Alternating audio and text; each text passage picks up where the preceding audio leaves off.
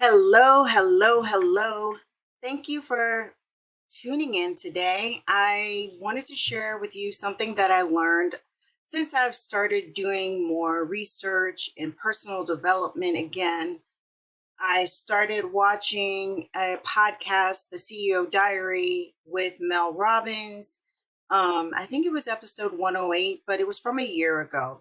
So she was talking about healing from trauma and changing patterns to help you not be so anxious, not be so depressed, or not have so many symptoms of PTSD. So let's get into how you can change the way that you think. You don't have to think the way that you've always thought. You don't have to go through the same patterns you've always gone through. So, Mel says you can change patterns in thinking, bodily sensations, and behaviors if you have experienced trauma. You are not stuck with those bodily sensations. You're not stuck with those triggers. You're not stuck with those behavior patterns. She talks about being traumatized from an accident she had with her mother and siblings in the car and the dog. They heard something mentioned about black ice on the radio. And then the next thing they knew, this semi truck was coming into their lane, trying to pass them, and obviously got caught on the black ice, hit them, and caused them to roll over in the SUV several times.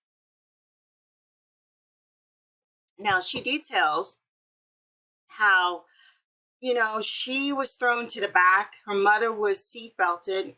So she was hanging upside down in the seatbelt. The dog flew back in the car because I guess the dog was unharnessed, and she could hear the crunch of the SUV packing the snow each time it rolled.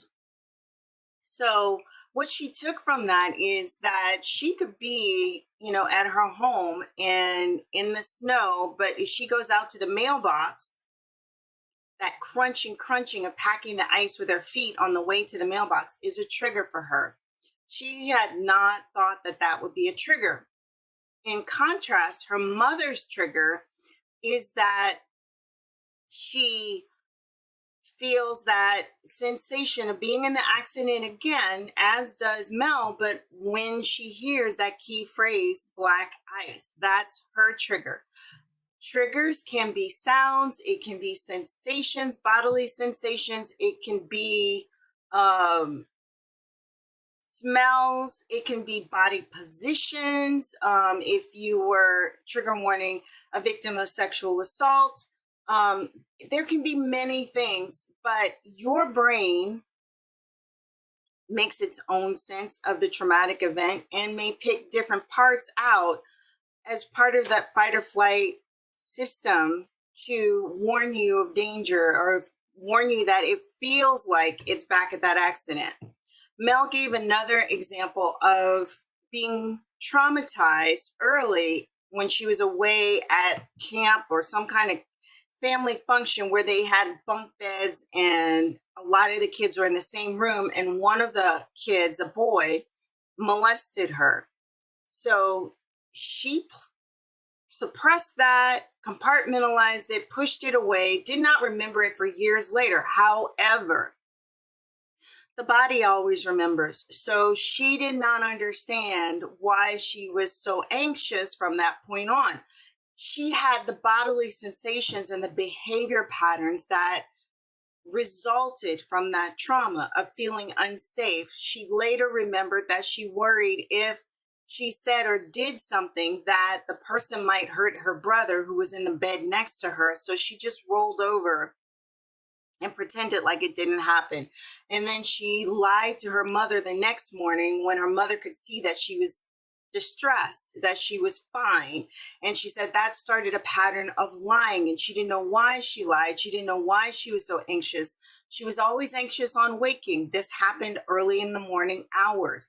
She always awoke feeling like something was wrong, and she didn't know what that something was, but she felt off, and it set her up for a behavior pattern, bodily sensations of constant chronic severe anxiety such that she would get sent home from sleepaway camp. And you have to be really symptomatic for counselors to send you home from sleepaway camp. So she could never stay. She had trouble at school.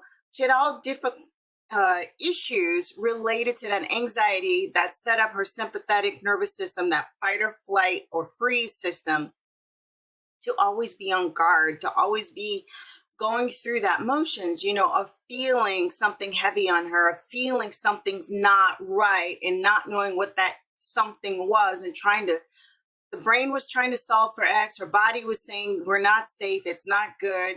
We need help. And that set up her patterns for most of her adult life that was triggered at different points, made worse by certain life issues, like when her family business was failing and she couldn't get herself out of bed and she was drinking too much to self-medicate. She didn't say that, but I give you this idea to say that she found a way to break the patterns and to change her thinking. And that was what she shares with most of her viewers, most of her clients, with the 5 second rule, with 5, 4, 3, 2, 1, and high five habits. So the main points are that triggers are your body remembering the emotions and bodily sensations that occurred during the traumatic event. And I'm taking this directly from Mel.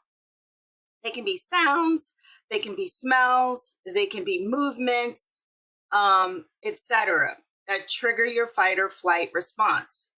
Two people can have the same traumatic event, but may have different triggers for that event. So again, just because you were in a traumatic event, let's say, the World Trade Center's going down, 9/11, but you may have different triggers than other people who also experience that event. And oftentimes, your resilience, your ability to bounce back from trauma is dependent on your life history, your support.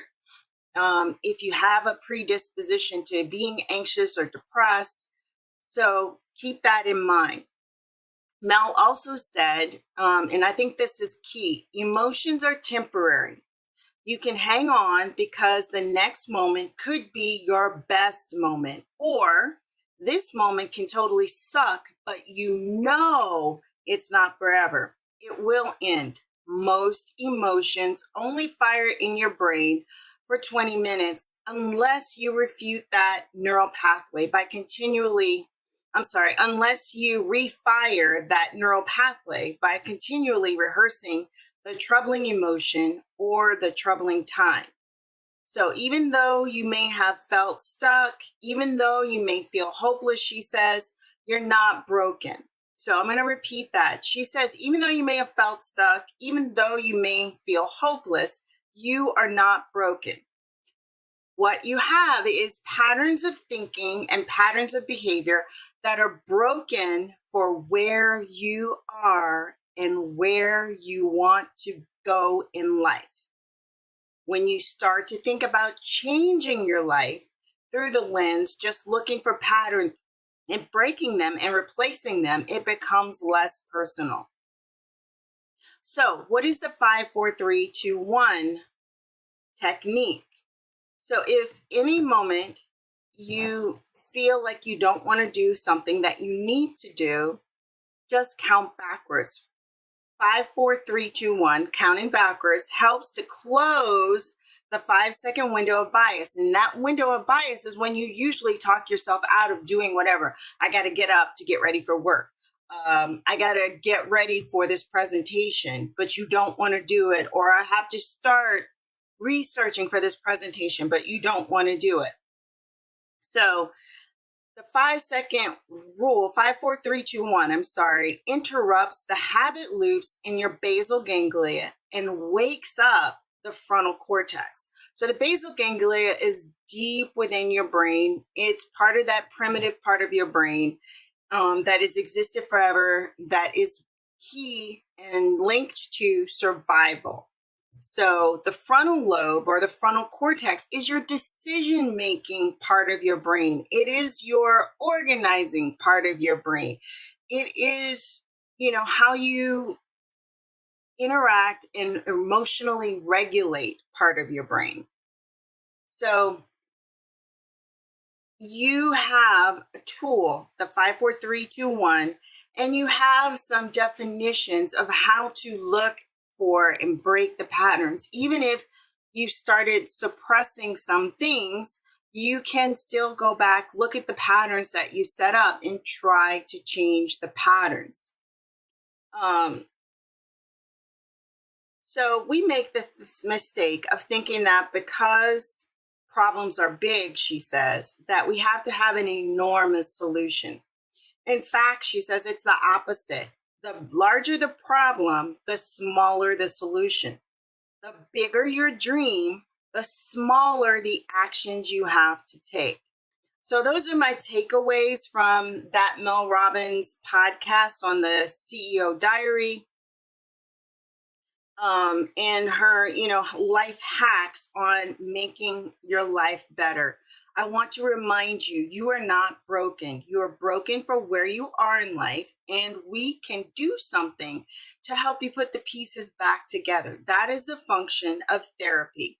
Mel also made a point to note that if you're in a hole, it is also the function of medication to help you get out of the hole. She has said that she was on Zoloft for, I think it was 2 decades or more, and it helped her tremendously with her anxiety.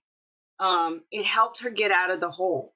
So, if you need medication to get out of the hole so that you can be fully present for therapy, for your life, for your family, for your career, we do that.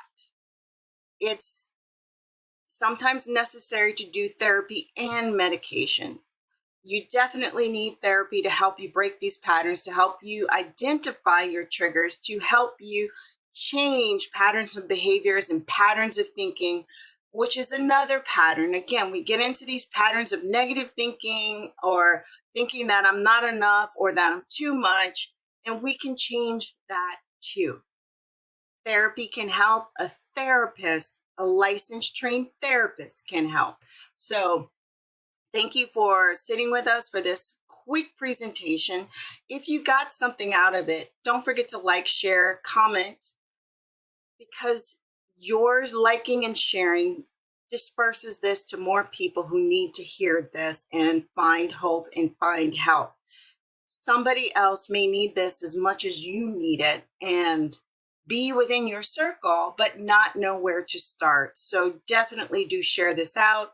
Let me know what you got out of this, and let me know what questions you may have regarding changing your patterns of thinking, behaving, bodily sensations, and so on.